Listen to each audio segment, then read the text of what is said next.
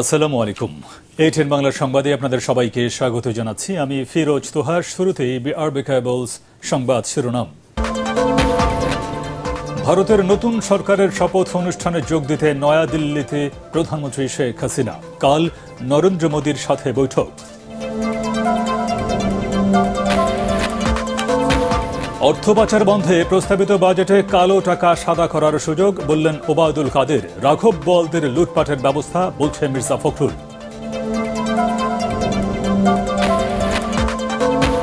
পোশাক শিল্পে নতুন কর আরোপের প্রস্তাব পুনর্বিবেচনার দাবি রফতানিমুখী ব্যবসায়ীদের। মূল্যস্ফীতি নিয়ন্ত্রণে বাজেটে সুনির্দিষ্ট প্রস্তাবনা নেই, বললেন বিশেষজ্ঞরা।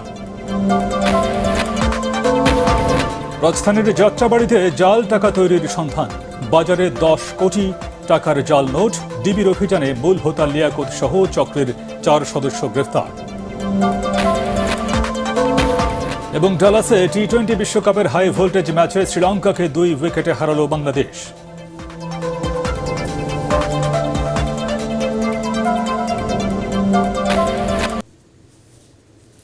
শুনছিলেন বিআরবি কেবলস সংবাদ শিরোনাম। এবারে বিস্তারিত সংবাদ।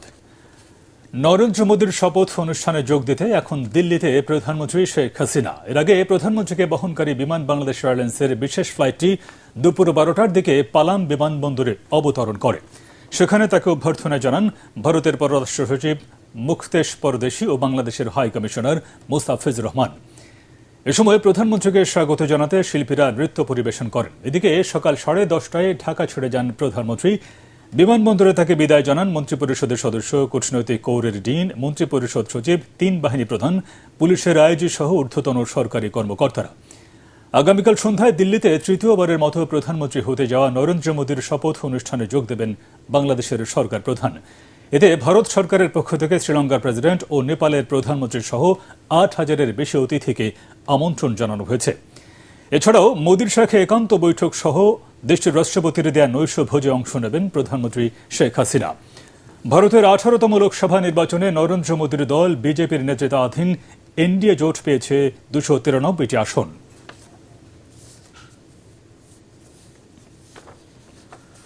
প্রস্তাবিত বাজেটে তৈরি পোশাক শিল্পের নগদ সহায়তা প্রত্যাহার ও নতুন করে আরোপিত কর প্রস্তাব পুনর্বিবেচনার দাবি জানিয়েছে রফতানিমুখী 3 ব্যবসায়ী সংগঠন বিজিএমইএ, বিকেএমইএ ও বিটিএমএ। যৌথ সংবাদ সম্মেলনে বিজিএমইএ সভাপতি SM মান্নান কোচি জানান, প্রস্তাবিত বাজেটে উৎসে কর 0.5 কমানো সহ পোশাক শিল্পের প্রস্তাবনার কোনো প্রতিফলন নেই বাজেটে। এসব দাবি বিবেচনায় না নিলে বিনিয়োগ বাধাগ্রস্তের পাশাপাশি কর্মসংস্থান কমে যাওয়ার আশঙ্কা ব্যবসায়ী নেতাদের। শরফুল আলমের রিপোর্ট। 2024-25 অর্থ বছরের প্রস্তাবিত বাজেট দেশের সিংহভাগ রপ্তানি আয়ের উৎস তৈরি পোশাক শিল্পের জন্য 2024-25 সালের বাজেটে তেমন কোনো দিক নির্দেশনা নেই বলে মনে করেন উদ্যোক্তারা। তাদের মতে 56% মজুরি বৃদ্ধির বিপরীতে 9 মাসে পণ্যের দাম কমেছে 18% পর্যন্ত। এমন পরিস্থিতির মধ্যেই পোশাক শিল্পের জন্য নতুন করে করের প্রস্তাব করেছেন অর্থমন্ত্রী। রপ্তানি আয়ের সংকটময় মুহূর্তে প্রস্তাবিত বাজেট গার্মেন্টস শিল্প সহায়ক নয় বলে মনে করেন তারা। এই 1% যে ট্যাক্স ধার্য করা হয়েছে নিরুৎসাহিত করবে অর্থনৈতিক অঞ্চল, শিল্প অঞ্চলের বাইরে বিনিয়োগ করার জন্য আরো 5 বছর যেন সময় বেঁধে দেয়। এটা যদি না করা হয় তাহলে অবশ্যই বিনিয়োগে বাধা হবে, কর্মসংস্থান সৃষ্টি হবে না এবং রপ্তানিও স্বাভাবিক বাড়বে না। এক দশকে প্রায় 3,000 পোশাক কারখানা বন্ধ হয়েছে। আবার অনেক কারখানার বিক্রি করা পণ্যের অর্থ বকেয়া রয়ে গেছে। এই অবস্থায় বাজেটে সরকার নগদ সহায়তা তুলে নিলেও বিকল্প সহায়তা দিবে এমন আশা ব্যবসায়ী নেতাদের। বর্তমান যে সংকট, এই সংকট মোকাবেলায় আমরা যেটা বলে থাকি যে প্রায় 80% ইন্ডাস্ট্রি আমাদের এখন আইসিইউতে আসে। তো তাদেরকে যদি প্রপার ট্রিটমেন্ট দিয়ে ওখান থেকে আমরা বের করতে না পারি, তাহলে তারা স্বাভাবিক জীবনে না আসতে পারলে এরা হয়তো এরপরে লাইফ সাপোর্টে চলে যাবে, ওখান থেকে শেষ হয়ে যাবে। আমাদের যদি নগদ সহায়তা প্রত্যাহার করে নেওয়া হয়, তাহলে বিকল্প কি দেওয়া যায় সেই জিনিসগুলো আমরা সরকারের কাছে কিন্তু দিয়েছি। আমরা আশা করি ওনারা এটাকে বিবেচনায় নিয়ে কিছু একটা সেখানে বিকল্প ব্যবস্থা করবে। ভটটা প্রত্যাহার করলে 15 মিলিয়ন কেজি জুট থেকে আমাদের 12 মিলিয়ন কেজি আমরা সুতা উৎপন্ন করি, যার বাজার আনুমানিক মূল্য $4 বিলিয়ন। পণ্য রপ্তানিতে বন্দরে এইচএস কোডের ভুল তথ্যের জন্য 400% পর্যন্ত কর আরোপ বাস্তবসম্মত নয় জানিয়ে ব্যবসায়ীরা বাজেট পাশের আগেই এসব কর প্রত্যাহারের দাবি জানিয়েছেন। শরফুল আলম, এটিএন বাংলা, ঢাকা। মূল্যস্ফীতি নিয়ন্ত্রণে এবারের বাজেটে সুনির্দিষ্ট প্রস্তাবনা নেই বলে মনে করেন সাবেক তত্ত্বাবধায়ক সরকারের অর্থ উপদেষ্টা doctor Mirza AB Azizul Islam. Banking খাতের বর্তমান পরিস্থিতি আশঙ্কাজনক বলেও জানান তিনি। এফডিসিতে ডিবেট ফর ডেমোক্রেসির বিতর্ক প্রতিযোগিতায় এসব বলেন তিনি। অনুষ্ঠানে ডিবেট ফর ডেমোক্রেসির চেয়ারম্যান হাসান আহমেদ চৌধুরী কিরণ বলেন, ভারত, শ্রীলঙ্কা, নেপাল এমনকি সিয়েরা লিওন থেকেও বাংলাদেশের মানুষের কর প্রদানে অনীহা বেশি। মিজান শাহজাহানের রিপোর্ট। ডিবেট ফর ডেমোক্রেসি আয়োজিত ছায়া সংসদে সরকারি দল Bangladesh university of business and technology, বিরোধী দল হিসাবে অংশ নেয় কুমিল্লা বিশ্ববিদ্যালয়। প্রস্তাবিত বাজেট অর্থনৈতিক স্থিতিশীলতা বজায় রাখতে সহায়ক হবে শীর্ষক বিতর্কে পক্ষে বিপক্ষে নানা যুক্তি তুলে ধরেন বক্তারা। তিনটি চ্যালেঞ্জের মাধ্যমে এই বাজেট অর্থনৈতিক স্থিতিশীলতা বজায় রাখতে সহায়তা করবে। 6 থেকে 10% নিয়ে গেছেন, এক বছরের মধ্যে আপনি আবার বলছেন সেটি 10 থেকে 6 আনবেন, এটি সম্ভব না কিভাবে? অনুষ্ঠানে তত্ত্বাবধায়ক সরকারের সাবেক অর্থ উপদেষ্টা ডক্টর মির্জা এবি আজিজুল ইসলাম বলেন, সরকারি প্রতিষ্ঠান কিয়ামত পর্যন্ত ঋণ পরিশোধ করতে পারবে না। প্রস্তাবিত বাজেটে আঞ্চলিক ও শহর গ্রামের বৈষম্য ফুটে উঠেছে বলেও মন্তব্য তার। নেপালে মাথাপিছু আয় কম হওয়া সত্ত্বেও কর আদায় বেশি হচ্ছে বলে মন্তব্য করে ডিবেট ফর ডেমোক্রেসির চেয়ারম্যান হাসান আহমেদ চৌধুরী কিরণ বলেন, দেশে করজাল বাড়াতে হবে। এখনো পর্যন্ত কর দিবার যে আগ্রহ, সে কর দিবার আগ্রহ থেকে আমরা একেবারেই সরে এসেছি। 80% বিত্তবানরা বাংলাদেশে কর প্রদান করে না। নেপাল, শ্রীলঙ্কা, ভারত চাইতেও কিন্তু আমরা কম কর প্রদান করে থাকি। যেখানে নেপালের মাথাপিছু আয় কম, তাদের কর প্রদানের রেশিও আমরা বেশি। সুতরাং কর প্রদানের ক্ষেত্রে, অভ্যন্তরীণ আয় বৃদ্ধির ক্ষেত্রে আমাদের সকলকে একসাথে কাজ করতে হবে। কর্পোরেশনের একটা বিরাট অঙ্কের টাকা তারা সরকারকে তথাকথিত ধার নিয়েছে, যেহেতু তারা অদক্ষ, তাদের প্রাইসিং ঠিক নাই, তাদের উৎপাদনের ক্ষেত্রে নানা রকমের সমস্যা আছে। ঋণ এইটার মাত্রা ক্রমশই বেড়ে যাচ্ছে এবং আমি বলে থাকি যে এটা কিয়ামত পর্যন্ত এই ঋণের পরিশোধ হওয়ার কোনো সম্ভাবনা আমি দেখতে পাচ্ছি না। রেমিটেন্সে প্রণোদনা 2.5% থেকে বাড়িয়ে 5% করার প্রস্তাব করেন হাসান আহমেদ চৌধুরী কিরণ।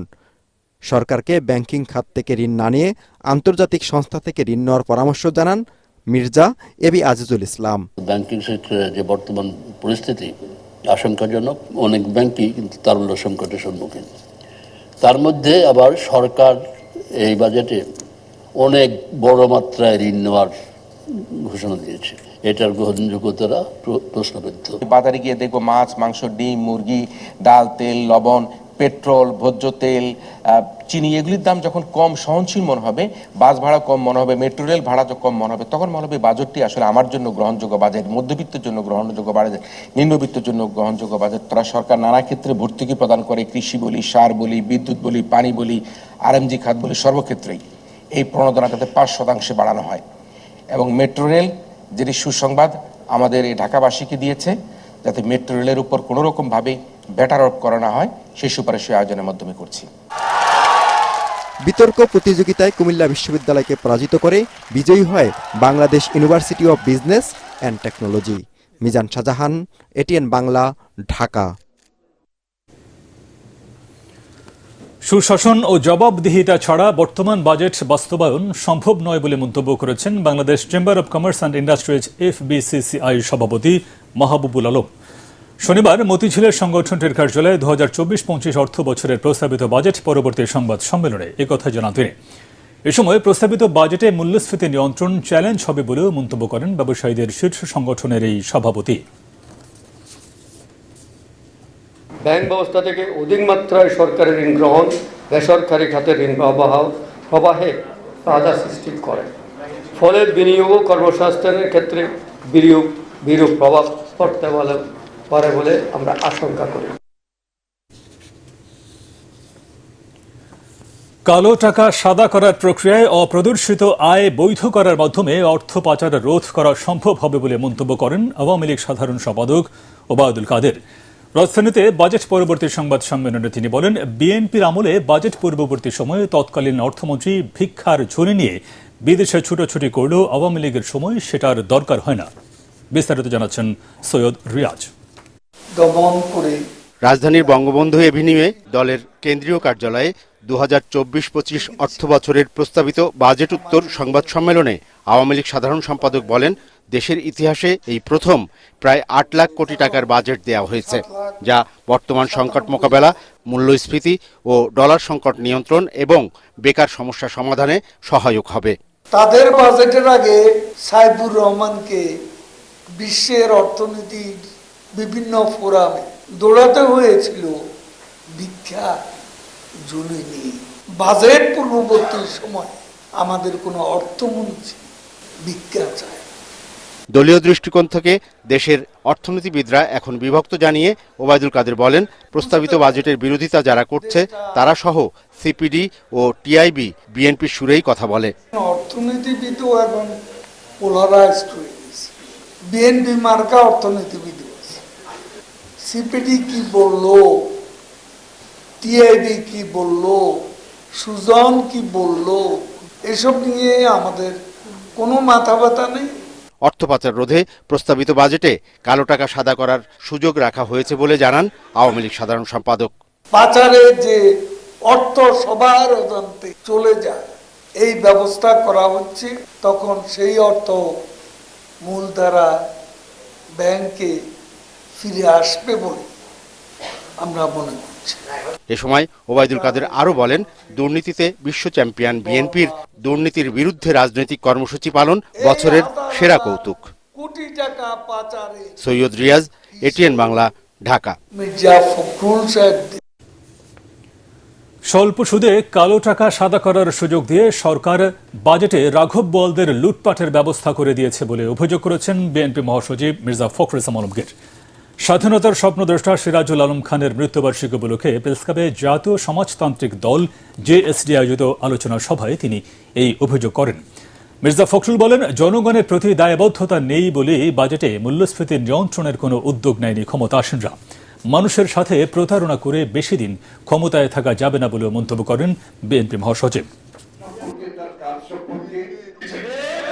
15% যে আপনার কর দিয়ে কালো টাকা সাদা করা হবে, তার জন্য কি নাকি মাছের টোপ, মাছ ধরার জন্য যে টোপ দেওয়া হয়, তাই দুর্নীতিবাজদের ধরার জন্য টোপ দিচ্ছে। এবং আপনারা তো নিজেরাই এটার সঙ্গে জড়িত। আপনি বাজেট দেখলেই বুঝতে পারবেন যে রাঘব বোয়ালদের লুটে খাওয়ার আরেকটা ব্যবস্থা করেছেন। এটা এই প্রত্যেক বছর একই ঘটনা ঘটছে। এবং যারা আপনার অর্থনৈতিক বিশ্লেষক তারা বলছেন যে এটা আপনার শুধুমাত্র ক্ষতি ছাড়া আর কিছু করবে না। প্রস্তাবিত জাতীয় বাজেটকে ইতিবাচক মনে করছেন জাতীয় পার্টির একাংশের চেয়ারম্যান রওশন এরশাদ। গুলশানে প্রেসিডিয়াম মেম্বারদের সাথে বৈঠকে 2024-25 অর্থ বছরের বাজেট প্রতিক্রিয়ায় একথা বলেন তিনি। শুধু বিরোধিতার জন্য এই বিশাল বাজেটের বিরোধিতা করতে চায় না জাতীয় পার্টি বলেও জানান তিনি। কোন সরকারই জনস্বার্থের বাইরে বাজেট প্রণয়ন করে না বলেও মনে করেন রওশন এরশাদ। প্রস্তাবিত বাজেট সফলভাবে বাস্তবায়িত হবে এই প্রত্যাশাও করেন তিনি। এই বৃহৎ বাজেটকে আমরা ইতিবাচক দৃষ্টিকোণ থেকে দেখতে চাই। আমরা বিরোধী অবস্থানে আছি বলে বিরোধিতার স্বার্থে একটা বাজেট, জাতীয় বাজেট পেশ করার পর তার বিরোধিতা করতে হবে, এই রীতিতে আমরা বিশ্বাসী নই। এই বাজেট প্রণয়নে আমি সরকারের আন্তরিকতার পরিচয় পেয়েছি। এই বাজেটে সফল বাস্তবায়ন হোক, আমরা সেটাই আশা করি। রাজধানীর যাত্রাবাড়ি থেকে জাল মুদ্রার মাফিয়া লিয়াকত হোসেন জাকির সহ 4 জনকে গ্রেফতার করেছে মহানগর গোয়েন্দা পুলিশ ডিবি। এ সময় কোটি কোটি জাল টাকা ও বিপুল পরিমাণ বিদেশি মুদ্রা ও সরঞ্জাম জব্দ করা হয়। পুলিশ বলছে, কোরবানির ঈদকে সামনে রেখে সব টাকা ছড়িয়ে দেওয়ার পরিকল্পনা ছিল তার। জাল টাকা তৈরি ও বিতরণে জাকির 3 লাখ টাকা বেতনে 3 জন কর্মীও নিয়োগ দেন। ইমদাদুল্লাহ বাবুর রিপোর্ট। ঢাকা যাত্রাবাড়ির ধনিয়া এলাকায় ব্যবসায়ী পরিচয়ে এই বাসা ভাড়া নেন লিয়াকত হোসেন জাকির। সেখানে সহযোগী লিমা, সাজেদা, রোমানা ও মমতাজকে নিয়ে গড়ে তোলেন জাল টাকার কারখানা। জাল টাকা তৈরিতে জাকিরের রয়েছে প্রায় 25 বছরের অভিজ্ঞতা। হলোগ্রাফিক স্টিকার, জলছাপ এবং বিশেষ আঠা বাজার থেকে এনে সেগুলো দিয়ে তিনি তৈরি করতেন বিশেষ কাগজ, যা হাতে নিলে টাকশালে ছাপানো টাকার কাগজের মতোই মনে হবে। এরপর সেগুলোতে ছাপাতেন 1000, 500 ও 200 টাকার নোট। শুধু বাংলাদেশি টাকাই নয়, ভারতীয় রুপিও তৈরিতে বিশেষ নৈপুণ্য রয়েছে জাকিরের। বাংলা টাকাটাও যেভাবে বানায়, ইন্ডিয়ান রুপিটা ওইভাবে বানায়, ইন্ডিয়ান রুপিটা রাজশাহীর লোকের কাছে বিক্রি করে। জাল টাকা তৈরির পর নিজেও এসব স্থানীয় বাজারে ছড়িয়ে দিতে জাকির কাজে লাগাতেন নারী সহযোগীদের। আমি এই 200 টাকার একটা আর 500 টাকার একটা বান্ডিল নিছিলাম, 7-8টা এমন চালাইছি। হাতে ভাঙাইতাম, মানে বাজার করতাম স্যার। মাছ, তরকারি, কাঁচা তরকারি এইসবই কিনতাম। শনিবার জাকিরের টাকশালে অভিযান চালায় মহানগর গোয়েন্দা পুলিশ ডিবি। রমজানের ঈদ থেকে শুরু করে এখন পর্যন্ত সে 10-15 কোটি টাকা সেরেছে, কারণ সে তো প্রতি মাসেই বেতন দেয় 2.5 থেকে 3 লক্ষ টাকা। সুতরাং 2.5-3 লক্ষ টাকাগুলোকে দিতে গেলে তার কত টাকা তৈরি করতে হতে থাকে, তাকে নিজে তো লাভ করতে হতে থাকে। আগেও 4 বার জাল টাকা তৈরির অপরাধে পুলিশের হাতে জাকির ধরা পড়েন। জেলে গিয়ে আবার তারা আবার আবার নতুন একটা সংঘ তৈরি করে, এই সংঘের মাধ্যমে আবার বের হয়ে তাদের টিমে প্রায় 15-20 জন থেকে আমরা প্রায় 1.25 কোটি টাকা জাল নোট উদ্ধার করেছি এবং আরও 3 কোটি টাকা জাল নোট তৈরির কাগজপত্র বানানোর জন্য যা দরকার সবই আমরা সেখান থেকে উদ্ধার করেছি। এবছর শহর এবং গ্রামের সবগুলো হাটে জাল টাকা শনাক্তের যন্ত্র স্থাপনে কর্তৃপক্ষকে পরামর্শ দিয়েছেন পুলিশের এই কর্মকর্তা। ইমদাদুল্লাহ বাবু, ATN বাংলা, ঢাকা। দেশের ক্ষতি হবে এমন কোন সংবাদ ATN নিউজ প্রচার করে না বলে মন্তব্য করেছেন ATN বাংলা ও ATN নিউজের চেয়ারম্যান ডক্টর মাহফুজুর রহমান। প্রতিষ্ঠানটির 14 বছর পূর্তির বিশেষ আয়োজনে তিনি কথা বলেন। এ সময় সবার প্রচেষ্টায় ATN নিউজকে সামনে এগিয়ে নেওয়ার আশা ব্যক্ত করেন প্রতিষ্ঠানটির নির্বাহী পরিচালক মোহাম্মদ মোশাররফ হোসেন। আরও জানাচ্ছেন মাজহারুল হক মুহাজির। 14 পেরিয়ে 15তে পা দিল দেশের প্রথম 24 ঘন্টার সংবাদ ভিত্তিক চ্যানেল ATN নিউজ। তাই তো প্রতিষ্ঠানটির জন্মদিনে শুভেচ্ছা জানাতে এসেছেন মন্ত্রিসভার সদস্য, বিভিন্ন রাজনৈতিক দলের নেতা, বিশিষ্টজন ও শুভানুধ্যায়ীরা। সৎ সাংবাদিকতা এবং বস্তুনিষ্ঠ সংবাদ প্রচারের মাধ্যমে কোনো প্রতিষ্ঠান যে সামনের দিকে এগিয়ে যাওয়া যায় তার প্রমাণ হচ্ছে ATN নিউজ। এই দীর্ঘ 14 বছরে ATN নিউজ বস্তুনিষ্ঠ সংবাদ পরিবেশনের মাধ্যমে সাধারণ মানুষের আস্থা অর্জন করতে সক্ষম হয়েছে। এখানকার সাংবাদিকতার মান ভালো, যথেষ্ট নিরপেক্ষ বলে আমি মনে করি। ATN নিউজ বাংলাদেশের এগিয়ে চলার পথে, এগিয়ে যাওয়ার পথে তার অবদান সুদৃঢ় করবে। আমাদের উদ্দেশ্য, আমাদের যে টার্গেট, সেই টার্গেটে পৌঁছতে হলে অবশ্যই সেখানে আমাদের লড়াই সংগ্রামকে আরো বেশি জোরদার করতে হবে এবং ATN নিউজ সেজন্য আমাদেরকে সহায়তা করে যাচ্ছে, যেহেতু আমরা সাধারণ মানুষের কথা বলছি। ATN নিউজকে ঢাকা মেট্রোপলিটন পুলিশের পক্ষ থেকে এবং বাংলাদেশ পুলিশের পক্ষ থেকে আমি শুভেচ্ছা এবং অভিনন্দন জানাচ্ছি। এ সময় এক যুগের বেশি সময় ধরে চলা এই চ্যানেলের বিভিন্ন চ্যালেঞ্জের কথা তুলে ধরেন ATN বাংলার বার্তা বিভাগের নির্বাহী পরিচালক হাসান আহমেদ চৌধুরী কিরণ। ATN বাংলা, ATN নিউজ এমন একটি প্রতিষ্ঠান, তারা বস্তুনিষ্ঠ সংবাদ পরিবেশনের ক্ষেত্রে কোথাও কোনো কম্প্রোমাইজ করে না। তারা বস্তুনিষ্ঠ সংবাদ পরিবেশনের ক্ষেত্রে রাজনীতি বুঝে না, তারা বস্তুনিষ্ঠ সমাজ প্রতিবেদন প্রকাশ করতে কোনো প্রভাবশালী ব্যক্তি বুঝে না। তারা সমাজের নিপীড়িত মানুষের সাথে একসাথে কাজ করে তারা সংবাদ পরিবেশন করে থাকে। দেশে সংবাদ ভিত্তিক নিউজ চ্যানেলের স্বপ্নদ্রষ্টা ATN বাংলা ও ATN নিউজের চেয়ারম্যান ডক্টর মাহফুজুর রহমান জানান, কোনো বিভ্রান্ত ছড়ানো নয়, বস্তুনিষ্ঠ সংবাদ প্রকাশে বদ্ধপরিকর ATN নিউজ। সর্বপ্রথম আমার কৃতজ্ঞতা প্রকাশ করি আমাদের মাননীয় প্রধানমন্ত্রী শেখ হাসিনার প্রতি, যে উনি এই দুটি চ্যানেলই উনি আমাদেরকে স্যাংশন দিয়েছিলেন এবং ATN নিউজ হচ্ছে আমার কাছে ওনার উপহার স্বরূপ। উনি এটা আমাকে উপহার স্বরূপ এই চ্যানেলটি দিয়েছেন। বাংলাদেশের কেউই দুটো চ্যানেল পায় নাই, একমাত্র আমি ছাড়া। এই পরের যে ATN নিউজটা ধরতে গেলে উনি আমাকে জবরদস্তি নিব না, তবু বলে না আপনাকে আমি দিবই। আগামীতেও বস্তুনিষ্ঠ সংবাদ পরিবেশনায় জনপ্রিয় এই নিউজ চ্যানেলের পাশে থাকার কথা জানান অনুষ্ঠানের প্রধান অতিথি স্বরাষ্ট্রমন্ত্রী আসাদুজ্জামান খান কামাল। বাংলাদেশ যে উন্নয়নের একটা চরম শিখরে আজকে উপনীত হয়েছে, আমাদের মাননীয় প্রধানমন্ত্রী যে বাংলাদেশকে কিভাবে পাল্টে দিয়েছেন সেই নিউজগুলি তারা যথার্থভাবেই তুলে ধরছেন এবং ভবিষ্যতে আরও সুন্দরভাবে তুলবেন। আমরা মনে করি এই নিউজ যতই তুলে ধরবেন আমরা ততই এগিয়ে যাওয়ার আমরা সামর্থ্য, আমাদের শক্তি বাড়বে। আমি সেই জন্যই ATN নিউজ এবং ATN বাংলা চেয়ারম্যানকে আমরা সেই অনুরোধটি রাখব। বাংলার 24 ঘন্টা এই স্লোগান নিয়ে 2010 সালে আনুষ্ঠানিকভাবে যাত্রা শুরু করে দেশের প্রথম স্যাটেলাইট ভিত্তিক 24 ঘন্টা news channel ATN news. Mazharul Haque Muhajir, ATN Bangla, Dhaka. সরকারের সেবা ও উন্নয়নমূলক কাজে সহযোগিতার হাত বাড়িয়ে দিতে লায়ন সদস্যদের আহ্বান জানিয়েছেন রাষ্ট্রপতি মোহাম্মদ শাহাবুদ্দিন। রাজধানীর হোটেল সোনারগাঁওয়ে লায়ন্স ইন্টারন্যাশনাল মাল্টিপল ডিস্ট্রিক্ট ৩১৫ বাংলাদেশের ৩৭তম বার্ষিক সম্মেলনের উদ্বোধনী অনুষ্ঠানে এই আহ্বান জানান তিনি। রাষ্ট্রপতি বলেন, বাংলাদেশের মতো উন্নয়নকামী রাষ্ট্রে মানব কল্যাণে নিবেদিত বড় মনের মানুষদের সংখ্যা দিন দিন যত বাড়বে, ক্ষুধা ও দারিদ্র্যমুক্ত কল্যাণ রাষ্ট্র প্রতিষ্ঠা করা ততই সহজ হবে। সেবাদানের নামে কেউ যাতে ব্যবসা করতে না পারে সেদিকে খেয়াল রাখার কথা বলেন তিনি। এ সময় প্রগতিশীল, অসাম্প্রদায়িক ও স্মার্ট বাংলাদেশ প্রতিষ্ঠায় লায়ন সদস্যদের এগিয়ে আসার আহ্বান জানান রাষ্ট্রপতি মোহাম্মদ শাহাবুদ্দিন। অনুষ্ঠানে লায়ন্স ইন্টারন্যাশনালের ১৪ জন বিশিষ্ট ব্যক্তিকে পুরস্কার তুলে দেন রাষ্ট্রপতি। দেশের আর্থসামাজিক উন্নয়ন, বিশেষ করে শিক্ষা, স্বাস্থ্য, পরিবেশ, জলবায়ু, স্যানিটেশন, প্রজনন, স্বাস্থ্য ইত্যাদি ক্ষেত্রে আপনাদের কাজ করার পর্যাপ্ত সুযোগ ও সামর্থ্য দুটোই আছে। সমাজের সচ্ছল নেতৃস্থানীয় ব্যক্তি হিসাবে আপনারা এসব জনকল্যাণমূলক কাজে সম্পৃক্ত হলে আত্মমানবতার সেবার পাশাপাশি দেশের সার্বিক উন্নয়ন ও অগ্রযাত্রা ত্বরান্বিত হবে। এবারে বিকাশ ঈদ কেনাকাটা।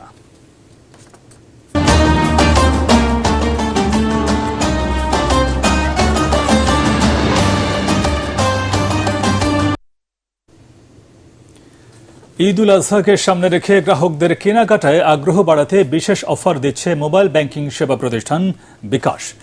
ক্যাম্পেইন চলাকালীন নির্দিষ্ট আউটলেটগুলোতে নির্দিষ্ট পরিমাণ কেনাকাটায় এই অফার পাচ্ছেন ক্রেতারা।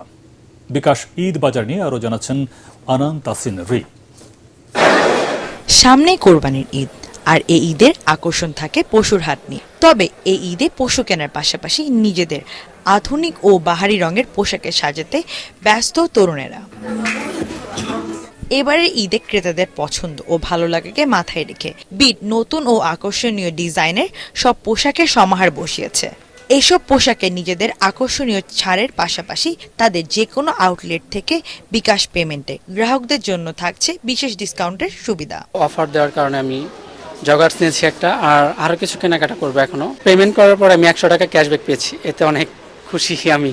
আমাদের প্রোডাক্টটা হচ্ছে একটা ট্রেন্ড, মানে বর্তমানে যে ফ্যাশন ট্রেন্ডটা বর্তমানে বাংলাদেশে চলছে, লেটেস্ট কালেকশনগুলো, তো আলহামদুলিল্লাহ কাস্টমার আমাদের এখানে এই কালেকশনগুলো পাচ্ছে। আমরা চাই যে আমাদের কাছ থেকে সব কাস্টমার কিনুক, সবাই কিনুক, এই জন্য আমরা একটা ডিসকাউন্টের ব্যবস্থা করেছি। বিকাশের বিষয়টা হচ্ছে এখানে একটা কাস্টমার সর্বোচ্চ ক্যাম্পেইন চলাকালীন 300 টাকা ক্যাশব্যাক পাবে। প্রতিবারের মতো এই ঈদেও গ্রাহকদের কেনাকাটার সুবিধায় বিকাশ দিচ্ছে 5% ক্যাশব্যাক। এছাড়াও ক্যাম্পেইন চলাকালীন থাকছে সর্বোচ্চ 300 টাকা পর্যন্ত এই ক্যাশব্যাক সুবিধা। আনন্দ সিনরি, এটিএন বাংলা, ঢাকা।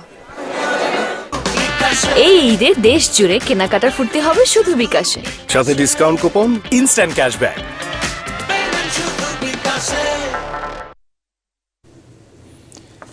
টি-20 বিশ্বকাপ ক্রিকেটের খবর।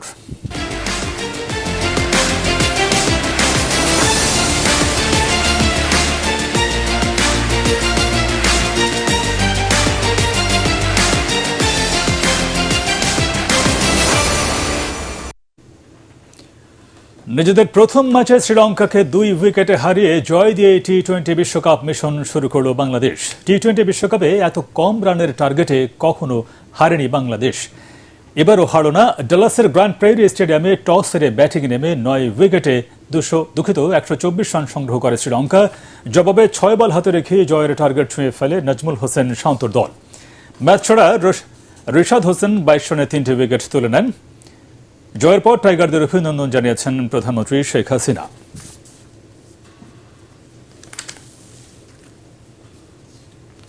জমকালো আয়োজনের মধ্য দিয়ে অনুষ্ঠিত হল নর্দার্ন ইউনিভার্সিটি বাংলাদেশের সামার 2024 সেমিস্টারের শিক্ষার্থীদের নবীন বরণ অনুষ্ঠান।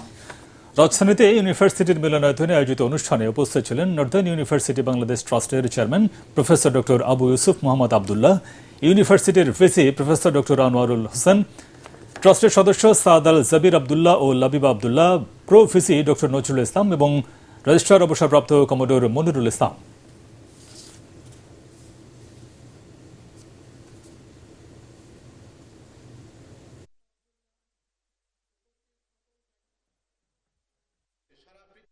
টপ সিওরা এখন যেটা হোল ওয়ার্ল্ড ডমিনেট করছে is mostly Indian and the Chinese. So this is Indian এবং চাইনিজরা যদি পারে আমরা কেন পারবো না? সো আমার একটাই অনুরোধ হবে যে বি ইনোভেটিভ, বি ক্রিয়েটিভ। তোমার ক্রিয়েটিভ ক্যাপাসিটি দিয়ে, তোমার ইন্টারেস্ট আর আগ্রহ দিয়ে তুমি বিশ্বকে জয় করো। স্বাধীনতা পুরস্কার প্রাপ্ত শহীদ অধ্যক্ষ নতুন চন্দ্র সিংহের 53তম মৃত্যুবার্ষিকী উপলক্ষে চট্টগ্রামে আলোচনা সভা অনুষ্ঠিত হয়েছে। সকালে রাউজান উপজেলার সত্য সিংহ মিলনায়তনে এর আয়োজন করা হয়। কুণ্ডেশ্বরী ওয়েলফেয়ার ট্রাস্টের ব্যবস্থাপনায় ও বাংলাদেশ শিল্পী কল্যাণ ট্রাস্ট, সংস্কৃতি বিষয়ক মন্ত্রণালয় আয়োজিত অনুষ্ঠানে বক্তারা নতুন চন্দ্র সিংহের জীবনের নানা দিক তুলে ধরেন। এ সময় নতুন চন্দ্র সিংহের আত্মজীবনী নিয়ে লেখা গ্রন্থটি যাতে দ্রুত বাংলা একাডেমি থেকে প্রকাশ করা হয় সেই দাবি জানান বক্তারা। এর আগে শহীদের স্মৃতির উদ্দেশ্যে 1 মিনিট নীরবতা পালন করা হয়। বাংলাদেশ শিল্পী কল্যাণ ট্রাস্ট, সংস্কৃতি বিষয়ক মন্ত্রণালয়ের সাবেক ব্যবস্থাপনা পরিচালক অসীম কুমার দে, ব্যবস্থাপনা পরিচালক মেজানুর রহমান, কুণ্ডেশ্বরী ঔষধালয় লিমিটেডের ব্যবস্থাপনা পরিচালক রাজীব সিংহ ও পরিচালক বাসুদেব সিংহ সভায় উপস্থিত ছিলেন। অনুষ্ঠান শুরুর আগে উদ্বোধনী সঙ্গীত পরিবেশন করেন কুণ্ডেশ্বরী বালিকা বিদ্যা মন্দির ও মহাবিদ্যালয়ের ছাত্রীরা। আল আরাফা ইসলামী ব্যাংক অর্থ সংবাদ।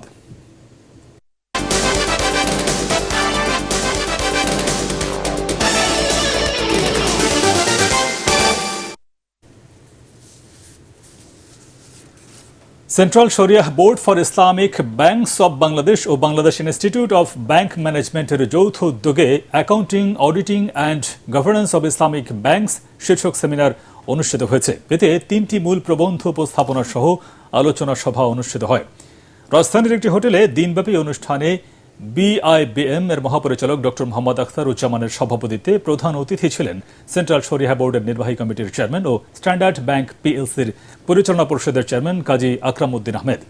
উপস্থিত ছিলেন সেন্ট্রাল শরিয়াহ বোর্ডের সেক্রেটারি জেনারেল মোহাম্মদ আবদুল্লাহ শরীফ, সেন্ট্রাল শরিয়াহ বোর্ডের ফিক কমিটির চেয়ারম্যান অধ্যক্ষ সৈয়দ কামাল উদ্দিন আবদুল্লাহ জাফরি, ওইফিরিক ক্যাপাসিটি বিল্ডিং প্রোগ্রামের সিনিয়র ম্যানেজার মুগেশ শওকাত এবং বিআইবিএম এর প্রশিক্ষণ বিভাগের পরিচালক মোহাম্মদ আলমগীর। এবারে পাওয়ারটেক্স খেলার খবর।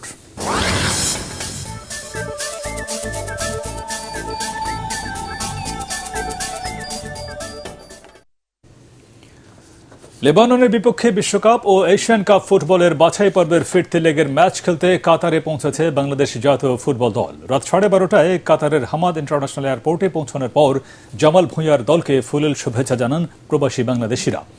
সারাদিন বিশ্রাম নেওয়ার পর অনুশীলন করার কথা রয়েছে হাভিয়ার কাবরেরার শিশুদের।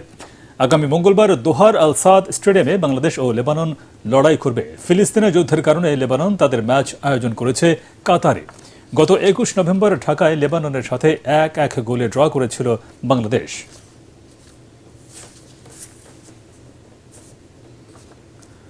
শেষ করার আগে বিআরবি কেবলস সংবাদ শিরোনাম আরেকবার। ভারতের নতুন সরকারের শপথ অনুষ্ঠানে যোগ দিতে নয়াদিল্লিতে প্রধানমন্ত্রী শেখ হাসিনা। কাল নরেন্দ্র মোদীর সাথে বৈঠক।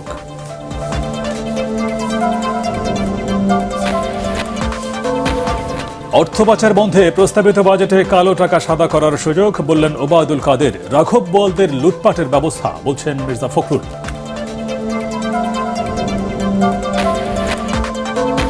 পোশাক শিল্পে নতুন কর আরোপের প্রস্তাব পুনর্বিবেচনার দাবি রফতানিমুখী ব্যবসায়ীদের। মূল্যস্ফীতি নিয়ন্ত্রণে বাজেটে সুনির্দিষ্ট প্রস্তাবনা নেই, বললেন বিশেষজ্ঞরা। রাজধানীর যাত্রাবাড়িতে জাল টাকা তৈরির সন্ধান, বাজারে 10 কোটি টাকার জাল নোট। ডিবির অভিযানে মূল হোতা লিয়াকত সহ চক্রের 4 সদস্য গ্রেফতার।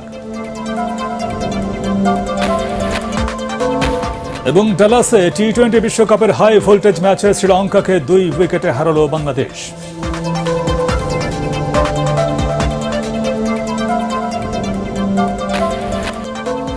পরবর্তী সংবাদ দেখার আমন্ত্রণ জানিয়ে এখনকার মতো শেষ করছি। ATN বাংলা সংবাদ ইউটিউবে দেখতে ব্রাউজ করুন youtube/ATN বাংলা নিউজ। ধন্যবাদ সবাইকে।